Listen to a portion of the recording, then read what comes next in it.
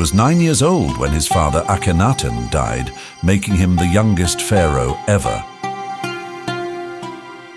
Tutankhamun himself died when he was only 19 years old.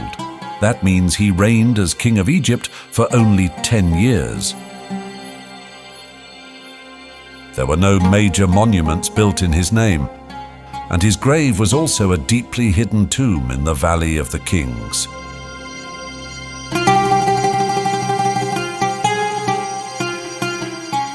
And to make matters worse, his father, Akhenaten, was erased from history by the ancient Egyptians because, as a pharaoh, he declared all the Egyptian gods unimportant and replaced the sun god Amun-Ra with the one god Aton, who could only be addressed by the pharaoh himself. So, why do we see Tutankhamun, an insignificant child pharaoh with a disowned father, as the most famous pharaoh of ancient Egypt today? Let's find out.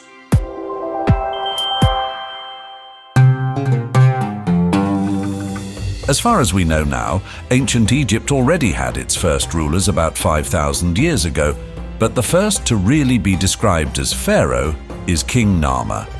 He ruled around 3100 BC and is said to be responsible for the first unification of Egypt and the founding of the city of Memphis. After him, hundreds of pharaohs would rule ancient Egypt for another 3,000 years. Many of them are completely unknown because no scriptures or graves have yet been found. But others became famous for their heroic deeds or the impressive buildings they left us.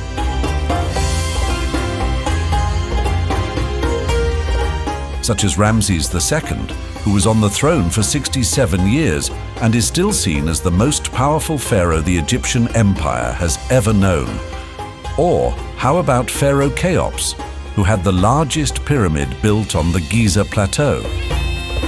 A true masterpiece that is now the only existing one of the 7 ancient wonders of the world. And then there is Pharaoh Djoser, the creator of the pyramid. His step pyramid was a milestone in Egyptian architecture. All well-known pharaohs from ancient Egypt who did or build something that still impresses us today. And then there is Tutankhamun, a very young pharaoh who left no major monuments and has few impressive deeds to his name, but is now one of the most famous pharaohs from ancient Egypt. How did that happen? Born under the name Tutankhaten, he was crowned pharaoh at the age of 9. His father Akhenaten, also known as Amenhotep IV, had left the country divided. During his reign, he had banished all known gods of ancient Egypt and also replaced the sun god Amun-Ra with his own god Aton. Tutankhaten had the difficult task of restoring this, and he changed his name to Tutankhamun. In doing so, he no longer took the name of his father's supreme god, Aton, but the name of Amon, the traditional sun god of ancient Egypt. And he restored the known religion with all its gods, and Amon-Ra as supreme god.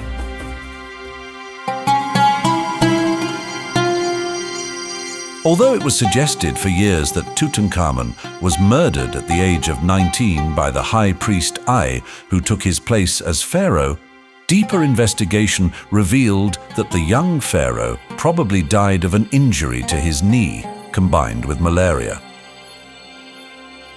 The wound on the back of Tutankhamun's head, which for years was thought to have been caused by a fatal blow on the head with a hard object by High Priest Ai, turned out to have occurred during the embalming of his deceased body.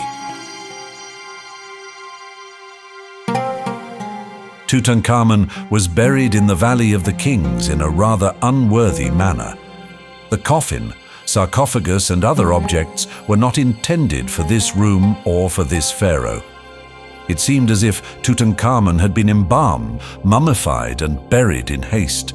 It is still not known why this happened at the time, but it is clear that the young pharaoh was not buried in a traditional way. However, like all other pharaohs, his grave was provided with supplies for the journey to the afterlife and many valuable items such as jewelry, gold, fragrance oils, and personal belongings. His mummified body was also fitted with a gold death mask and placed in not just one beautifully decorated sarcophagus, but 3 different ones that fitted inside each other. Ever since pharaohs were buried this way, there have been fanatical grave robbers who, without any respect, enter the final resting places of Egypt's ancient rulers and take whatever they can get. Even the mummies of many ancient pharaohs were looted and sold on the black market. And with this fact, we come very close to the answer why Tutankhamun is so famous today.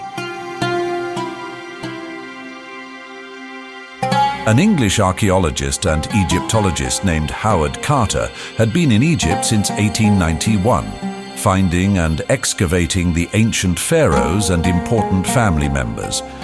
A difficult and often daunting task, because almost all the graves that had been uncovered until then had already been robbed, probably hundreds or even thousands of years ago.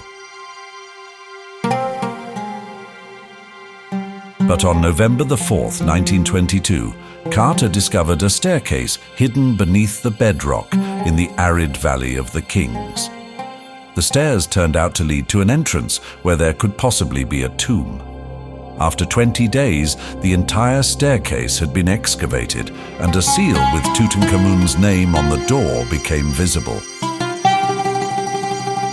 Behind the door was the entrance room to the tomb, where, in addition to more than 5,000 items belonging to the young pharaoh, Carter also found Tutankhamun's sarcophagus containing his mummified body, covered in the now famous golden death mask. Although there were indications of previous attempted robberies, Tutankhamun's tomb appeared virtually intact, and this had never happened before. In fact, it became the most sensational archaeological discovery of the 20th century. The vast majority of the artifacts, including the world-famous golden face mask, can be seen in the Egyptian Museum in Cairo. At Carter's request, Tutankhamun's body was returned to his grave, called Grave DK62, in the Valley of the Kings, near the city of Thebes, and is open to the public. And this is how a rich discovery of historical treasures in an almost untouched tomb turned a young and relatively insignificant pharaoh from the 18th dynasty of ancient Egypt into the most world-famous pharaoh of all time.